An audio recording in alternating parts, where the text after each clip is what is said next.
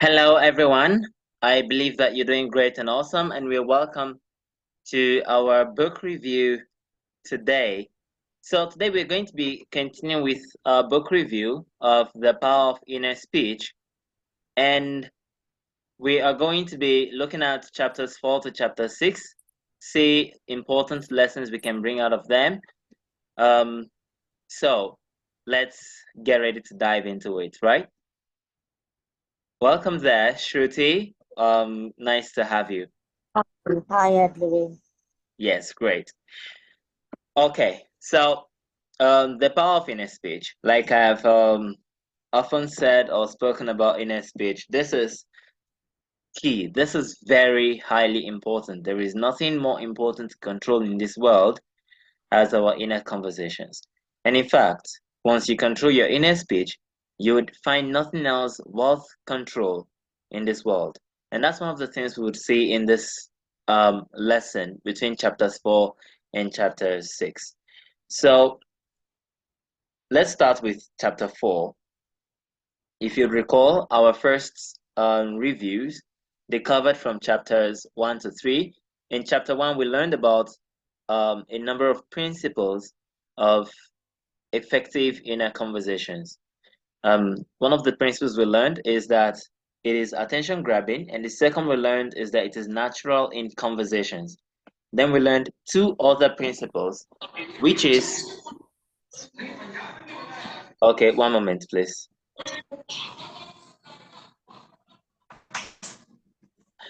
All right, so we learned two other principles, which is that it is spoken in our mind only and it must match the wish fulfilled. So we'll look now at lesson 4, which is inner conversations by suspicions. Now, this is the most natural way of engaging our inner conversations. Why is that so? Because of all the 5 types of inner conversations that we have, this is the inner speech that we do without even having to think about it or plan it most of the time. You know, if you reflect really for the last 24 hours, how many of your inner conversations that you weren't consciously monitoring were conversations like, isn't it wonderful that it happened? Or isn't it wonderful that something great occurred? I mean, not so many of them were like that, right? Not so many of your inner conversations in the last 24 hours were, wow, I got it, which is actually an excellent inner conversation for a wish fulfilled. But you didn't naturally have that in the last 24 hours until you induce it yourself. Not so many of them were, it occurred successfully, didn't it? Which is like question tags. So I've used 3 different types of inner conversations now. And if you reflect, you had to call them up consciously in the last 24 hours, if at all they ever came up, all right, in your inner conversations in the last one day. But exaggerations, we do them often, consciously, rather unconsciously. Now, when it comes to suspicions, we do them almost all the time. This is like 98% of our inner conversations every time. We're busy going, what if she said something right? What if they did something proper? What if they didn't appear properly? What if they messed up? What if this, what if that? So we end up suspecting whether good or bad in our consciousness, or we end up, as you could put it in other words, we end up judging, evaluating, we end up trying to predict the future or trying to guess the past, trying to understand the cause of things that happened in the past or review the past, and trying to determine the events that might occur in the future. So we end up with lots and lots of suspicions in our inner conversation all the time. So since we already do this naturally, it becomes one of the most powerful ways to actually control our inner conversations without effort. Another thing about suspicions is that when we do them, the way we've been doing them unconsciously, but when we begin to do them consciously and direct them to the wish fulfilled, we can effectively use them to change our self-concept. For those of us who might have been in a self-concept class with me, you would realize that I ask you to observe about 8 suspicions that are ongoing in your consciousness without you realizing it for a particular area of your life or for a particular desire. And in any of those 8 suspicions would give you insight into why you are experiencing what you're experiencing. That is not any mere accident. It is actually your own suspicions within you that is literally becoming your experience outside of you, whether it is a pleasant experience or not. So all of this shows us suspicions are the most natural way of engaging our inner conversations. What can we do with suspicions, however? They are created with the power of secrets. That means what makes suspicions sell for us is that they're secretive. See, when you're suspecting whether I am trying to use this class to drive traffic or not, I don't know you're suspecting that. When you're suspecting whether I am doing this class because I'm generous or not, I don't know you're suspecting that in your consciousness. But you definitely might be having, rather, you might be having um ideas of why you think I am organizing this class. Or what if after this class I'm going to bring this up? So you end up having the secrets in your consciousness, which when they happen, I want you to take note of these keywords. I don't put them here on the slide, but take note of them. When those secrets eventually happen, in your mind, you go something like, I knew it. I knew it. Yeah, you go something like that. You go something like, oh, I knew it was going to happen. We play games.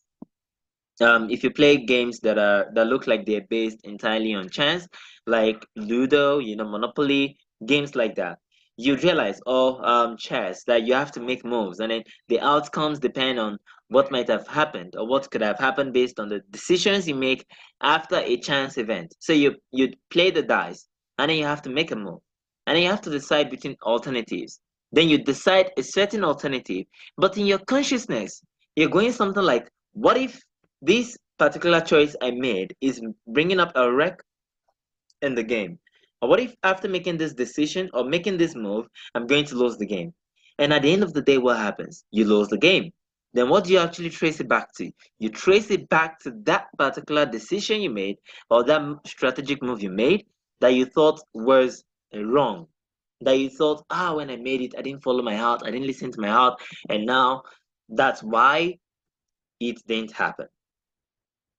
Do we see the way we actually engage in inner conversations all day long, using our suspicions, and we're not even aware of it most times? So what we want to do now is to deliberately use it to create the wish fulfilled in our lives. Because when we can do that, we can then actually make it work for us rather than make it work against us. So they can be created deliberately with either a what if question or a why question, especially the answer that we are offering to a why question. So let's see. We rehearse them in our imagination only. So we've covered all 4 principles this way. 4 principles of inner conversation. We have to rehearse them in our imagination only. So examples are this. What if it keeps working effectively for them? All right. Instead of what if things don't work out, and then people try to plan so that they can have a plan B, a plan C, a plan D in case plan A doesn't work out. Okay. Instead of that, how about people go, what if my plan A just works out? What if my plan A delivers 100% more than I expected? There is really no basis to think plan A might not work. Just the same way, there is no basis to think plan A might work. But we end up justifying the thinking that plan A might not work because that is the secret we want to hold in our consciousness. And secrets, I'm assuring you, secrets make us feel special. If I titled this particular class The Secrets of Inner Conversations, what do you think would happen to lots of people? They would rush it. They would just want to come in and join and see secrets of inner conversation because they want to see what's that secret they don't know, that now when they know it, they can feel superior to other people, or they can feel like they have more power, that they can do things, and so on and so forth. Secrets make us feel special. So when I have the secret in my consciousness that planning might not work, I don't tell anyone else, or maybe even I tell them but they don't hear me, which usually happens. It makes me even wish more that planning might not work. So I could say, well, I knew it and I told you so.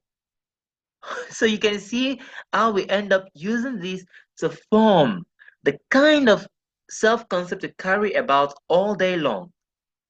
I told you so. I knew it. They all originate or they are all reactions to what ifs questions in our consciousness. So instead of using them unlovingly, now begin to use it for the wish fulfilled, such as what if it keeps working effectively for them? What if I got lucky throughout my retirement?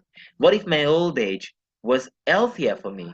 What if I feel young, like a 20-year-old when I'm 70 years old? Instead of what if during old age, after all of this food, after all of this unhealthy diet, I end up losing my strength during old age. No, come on. Go on with what if I enjoy my old age like I am youth? Because what would happen during your old age is, I assure you, you would definitely, definitely say to yourself, I knew it. What kind of I knew it would you be saying? Would you be saying, I knew it, it's gonna work out? Or would you be saying, I knew it, I have messed it up?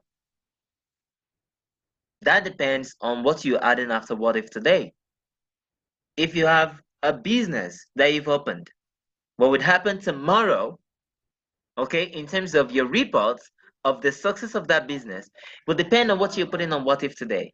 If you're going, what if I don't have any customers? Then tomorrow you would go, I knew it that I wasn't going to be successful in this business. But if you change it to what if I have overflowing customers? Then tomorrow you'd go, I knew it that everyone is gonna rush it. I knew it that I'm gonna be super successful in this business. That I knew it would definitely come from you, but it is dependent on what today you're putting on your what if. Another is your why questions. For this is, of course, this usually applies to things that have already happened. Okay, so why are we receiving huge orders today? Because I imagined it. Right? The reason you put in here shows your self, how would I call it? Well, it is called self-justification. Shows a justification for a particular idea that you truly believe is happening. So if you can change your why from what you don't want, which is, why didn't I make any sales today? Lots of people go on with that. At the end of the day, they wonder, why didn't I make any sales? No, could you change it from why didn't I make any sales to why did I get so many customers, so many clients today? And then instead of justifying it with, oh, because I posted on Facebook, change it to because I imagined it. Because what would happen is you're reinforcing the beliefs of this particular answer as your action plan and the result you're expecting to follow tomorrow. So when you're going, why didn't I receive many orders today? You're actually conditioning that to be the result that would repeat itself tomorrow, or the circumstance that would repeat itself tomorrow. And if you go, because I didn't make 50 sales calls, you would end up creating that as the thing you would try to achieve tomorrow. Tomorrow you'd wake up, what you would want to do with your whole life is not to actually end up with this result, but to end up with the action. You'd want to end up making 50 sales calls. That means if you end up today saying to yourself, even though nothing happened, or maybe even something actually happened, you got some money, some promotions, or some results you want, and then you go, why did I end up with a loving marriage, for example? And then you go, because I imagined it, not because I put myself on Tinder, not because my parents worked it out, not because I'm a beautiful person, not because I am rich, but because I imagined it. So what would happen tomorrow is that you would still see the idea, the belief of a happy marriage. And throughout the whole day, what you would want to do for that happy marriage to be sustained is to imagine it. Do we understand what we've learned here? So these are ways you really can use your suspicions to create effective inner conversations that work like magic for you. And like I've said, this is the most natural way that we engage our inner conversations anyway. So why don't you go ahead and use them, especially when you want to use them to change your self-concept. Use them in ways like, why are they smiling at me today at work? Is it because they realized I'm the latest leader, even though you're not a leader yet? Maybe you've not got the promotions yet, but you're going, is it because they realized that I just got promoted? Or why are people looking at me like this? Did they just realize that I have become a millionaire? Even though you don't have the millions yet. But then you do it that way. Or what if I get to office tomorrow and everyone just wants an autograph from me because I'm now world famous? Even though you're not famous yet, but that's what you want. Then you use your what if or your why in such creative ways. Now let's go on to the next lesson. The next chapter of the book covers controlling our dreams with our inner conversations. We learn a few important lessons from here. The first key lesson is that we have four levels of experience as human beings. Actually, that is for the purpose of this particular discussion. All right, for the purpose of analyzing and knowing what to do and what not to even waste our time doing at all. So we are all imagination. You are all imagination. You are God. All right, and your mode of conscious communication or creation control, because our quest here in this chapter is to control our dreams, both the dreams of the night and the dreams we are having in the day, such as this particular relationship interaction right now. It's a dream, so controlling it consciously, we do that by desire. On this level, imagination sees control of what he is imagining or what he is creating through the medium of desire. So when you want to start with controlling, okay, your creation, or you want to start with communicating with yourself consciously on the level of your divinity, what you do is you ask yourself this question: what do I want? May I assure you, there is nothing in this world you want to achieve that you cannot set into motion by beginning with those questions, with that question: what do I want? And there is nothing in this world that would actually change until you have first asked that question deliberately: what do I want? It is our way of conscious control. That means unless we do it this way, whatever might happen would be maybe an unconscious reaction to life, which means we cannot guarantee or be sure that we're going to get out of it what we want. And I've mentioned this time and again. It's a statement from Carol Lewis' book, Alice in Wonderland, which where it says it's one thing that there's a big difference between liking what you get, which accounts for all of these various practices we see people doing online and in their life. They're fine with it if that's what they want to do metaphysically, but liking what you get is not the same thing as getting what you like. And which one, you want to ask yourself, which one do you want to do with your life? Do you want to keep liking what you get so you can do gratitude for it, even though it's not what you want? But, anyways, you can like it. Or do you want to actually get what you like, which means you live in the life that you dream of? If you want to get what you like, start with knowing what you like, desire. The second level, okay, is inner conversations. And I'm saying the second level advisedly because before you even do anything else in this world, you always start with inner speech.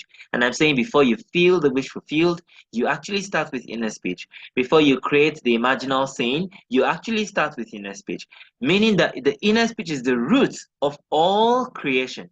Well, as scriptures put it, in the beginning was the word was with God, and the Word was God.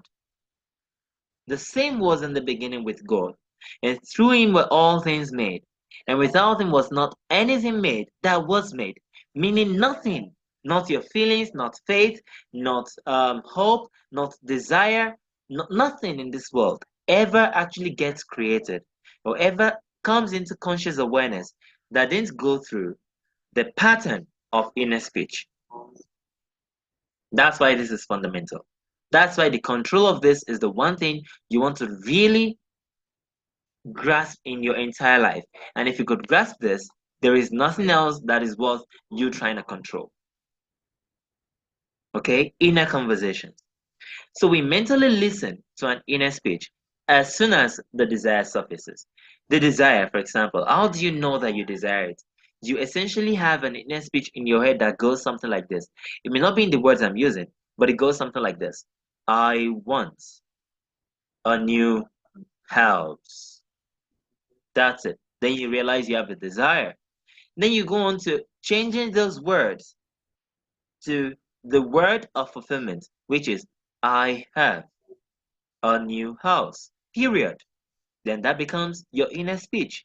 Now, it is your assumption that hardens into fact, and I define assumption once and for all for us in that book. An assumption is simply an inner speech that you've mentally listened to. That's an assumption.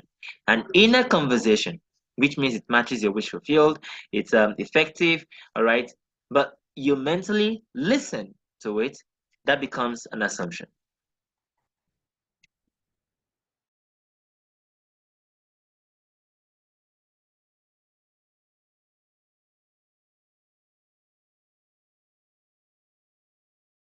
Can you all hear me? Yes, yes. Okay, great. Thank you. So let me reshare my screen.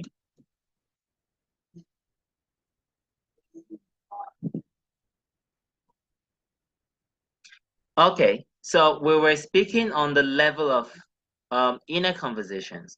And I said, right in the book, we have a definition of inner speech to be an assumption, rather, an assumption to be an inner conversation that we've mentally listened to. All right. And everything actually goes through inner conversations. Nothing ever comes into experience unless through inner conversations, including the funny break that we had in transmission just now. Yes, it actually came through an inner conversation of what if, and I'm telling you that's very funny. But that's how powerful our inner speech can be. So let's carry on. So this is the second level. Now, I'd like to mention that control, true control is actually on these two levels. Meaning, number one, you can determine what your desire is. Please don't go on thinking, yeah, you have to wait for your desire to come from like some universe or some God. No, you are the one who has to choose what you want. What if you're faced with like two, three options and you don't know which one to take? Okay, then you can go on to what do you actually want out of the options that you want to choose. If you want maybe some perfection, some level of result, then assume that you make a decision or that you end up with a decision that brought you the result you want. Okay. Besides, in case you actually want you've gone for a desire and now you realize that you don't want it anymore, that's all right. You can redecide that you want a new thing and change your inner speech, and the whole thing is going to change as if the former desire never existed or never came to pass in your life. Yes, you have that much incredible power.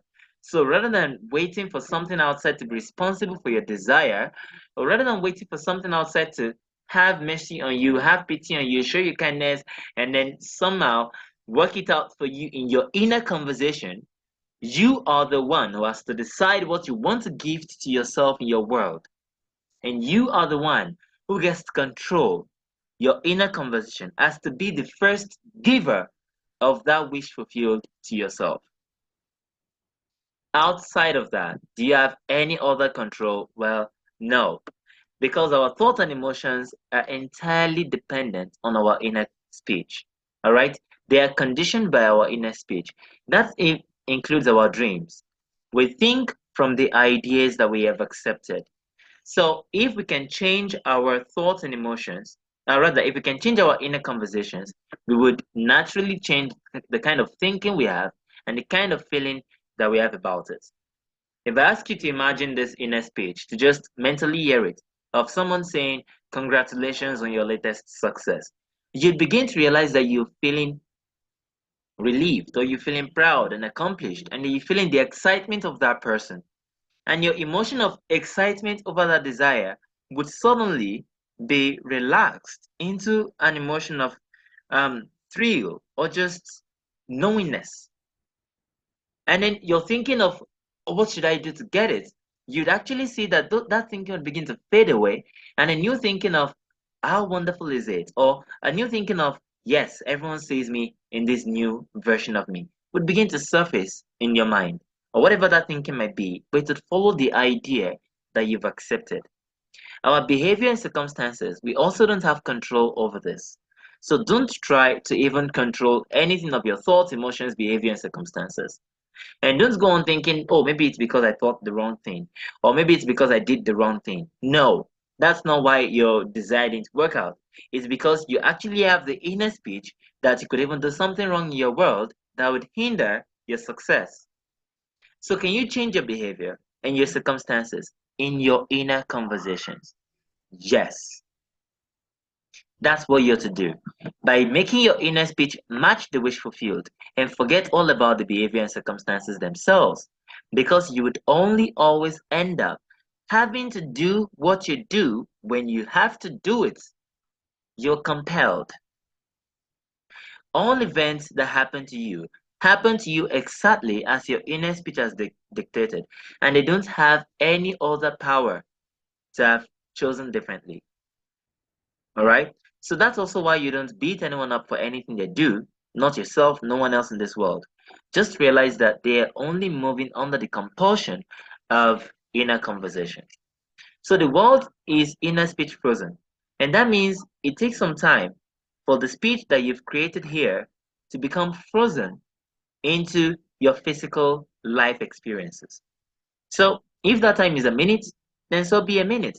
And if that time is an hour, then so be it. And if it's a day or a week, so be it. But could you, without any evidence, just take your imagination and apply it with the inner speech that is mentally here in your imagination, something that implies the wish is fulfilled, and then accept it for a fact that way? If you can do that, you can have anything in this world. All right? Finally, we have going from knowing to doing. This is lesson 6, the 6th chapter. And I'll just go through this real quick in maybe about 2 minutes so that I can take questions in another 2 to 3 minutes. All right. So be a doer. That's the first of the important lessons, 4 key lessons on this chapter. Be a doer. When you are trying to know more, you have a desire, and what you want to do is to try to know more so that you can bring that desire to pass. You're not a doer. But you have a desire. What you do is to find exactly what you do and then do it to bring that wish fulfilled. You are a doer. All right? So when you try to bring a desire to pass by an actually marginal act instead of more knowledge, you're a doer. So I study Neville every day. But when I want to achieve something, or when I have a desire that comes in my mind, I don't try to study more of Neville. I just go on and do something that I already know, that I've already learned would work.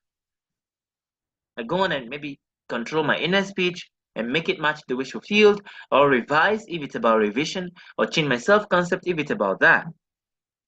All right. And then, of course, I go on to study Neville more. And even when I study Neville more, I see a technique from what I'm reading, or I see a practice, I do it. I use a desire to do it. But that doesn't mean that when I want to achieve something, the first thing I think of is to read more. No. So be a doer.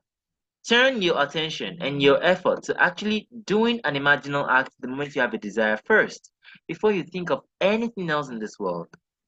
Second is give yourself self instructions of your wish fulfilled. It is not the universe, but we ourselves that must conspire and that end up conspiring to bring the wish fulfilled. How do we do that?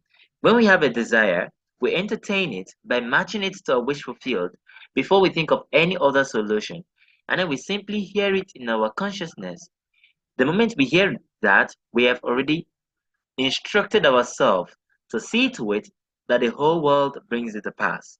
Yourself is way bigger than this you that is just sitting in the body attending this meeting. Yourself is way bigger than that. Yourself encompasses all that you see, both in your dreams and all that you see in this physical world. You are the imagination. You are God. So it is you that must instruct yourself and only take it to the pledge that I have already done it in my conversation, so it's going to work out. Third, the frozen world, all right, is this physical world, and we don't try to change it. We change the speech. When we change the speech, the frozen world will naturally change. It will bend. It has to. Doesn't have any choice. All right. And finally, when we read, which is, I would like you to really go into this book to see more about each of this, okay, to get more details about them. When we read an inner conversation that we've written down, I'm not saying when you're writing it down repeatedly, I'm saying when we read it, okay, mentally, that reading compels us to practice that inner speech according to the dominant idea of what we've written. So if I write down, isn't it wonderful that I got a new mansion? And I read that every day, I'm going to be compelled to think that way. And even if I don't write that down, but I mentally read it, I'll still be compelled to think that way. So if I could mentally read the idea of the wish fulfilled, I will end up thinking that way. I would end up having that inner speech, and that assumption will harden into facts. So these are our lessons from today's book review. I'd like to see, do we have any questions? Then please just maybe you could text them in the chat, or you could raise your hand and I'll just request you to unmute. Any questions?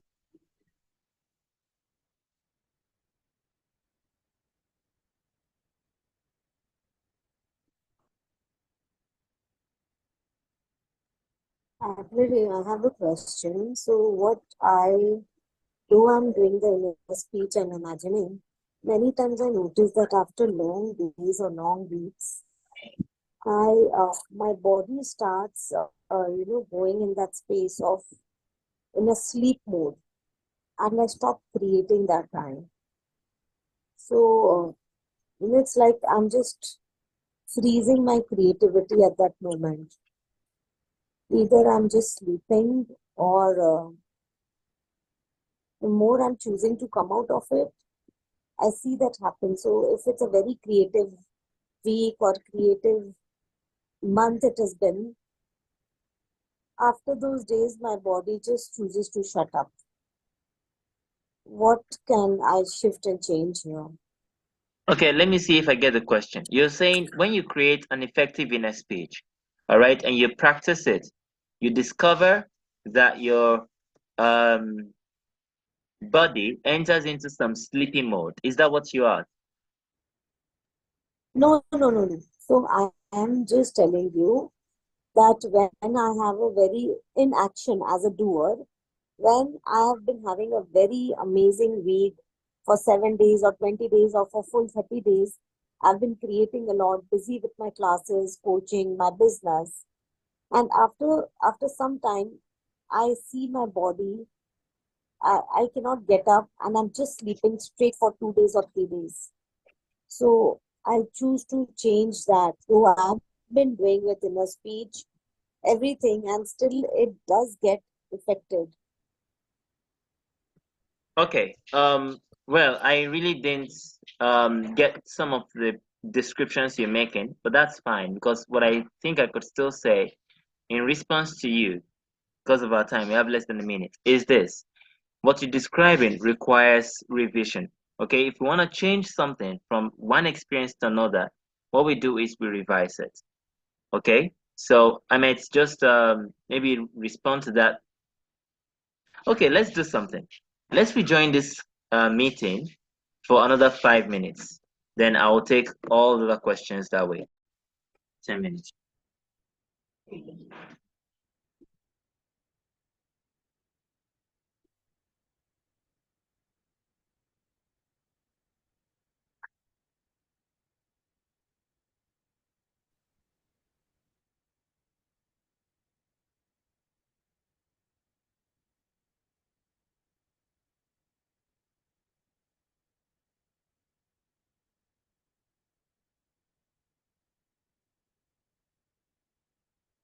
Okay, we're welcome. I copied this question from just previously. So while I will wait for Shruti to maybe come in, and in case she would like to repeat the question more clearly. Oh, the person who asked this question is not in also. So let me ask, does any other person have a question you would like to ask? Please just bring it up.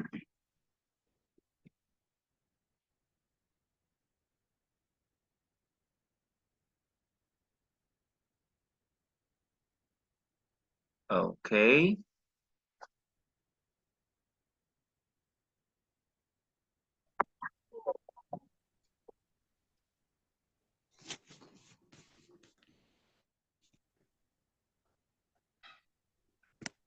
All right. So let me take the question that is in the text here, in the chat. You'd see it here. Number one, should it be a concern if my inner speech feels empty sometimes? Okay. Yes, actually, it should be. So in case the person who asked this question is catching the replay, just realize, yes, it should be a concern. But when I say it, oh, it isn't. So that's good. All right. So I'm taking your question now, where you dropped in the chat and you asked, should it be a concern if my inner speech feels empty sometimes? And the answer is yes, it should be a concern. But when I say it should be a concern, I'm not saying concern as in make it a big deal. Like, oh, I'm doing something wrong. No, no, no. It should mean a trigger. I should like to say it's like an alarm, like your consciousness alarm for you to switch from an empty inner conversation to an inner conversation that is directed for your wish fulfilled. Okay, because we end up feeling the feeling we carry on, we wear all day long, is the feeling that comes or stems from the inner speech that we have. If we want to change the way we feel, we don't try to change the feeling, we change the inner conversation. So if a person feels empty, that indicates that their inner speech is indifferent to something, or their inner speech has nothing to do, no bearing on a particular wish fulfilled. So that's the only concern you have to have. You have to have, which is, oh, I should really start to use my inner speech as an investment and find a wish, even if it is a desire for someone else or a desire for maybe a spiritual desire, such as the desire to awaken. Okay, but I should find something that I could concentrate my inner speech on, so that I don't go on with this feeling of emptiness. All right. So if it feels empty, then revise it by changing that inner speech to match your wish fulfilled. Second, does inner speech mean you repeat one thing over and again? Yeah, that's actually the recommended practice, that you repeat it over and again until it becomes your dominant way of seeing the world. Okay? But your inner speech could even be a one time idea and then it works that way also. But when you want to learn to control it, definitely would go over repeating it over and again. There's a difference between I want to manifest a desire, I want to control my inner speech.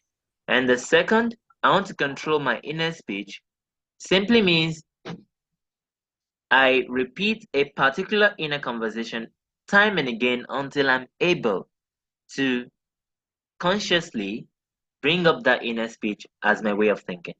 All right. So another question here we have is,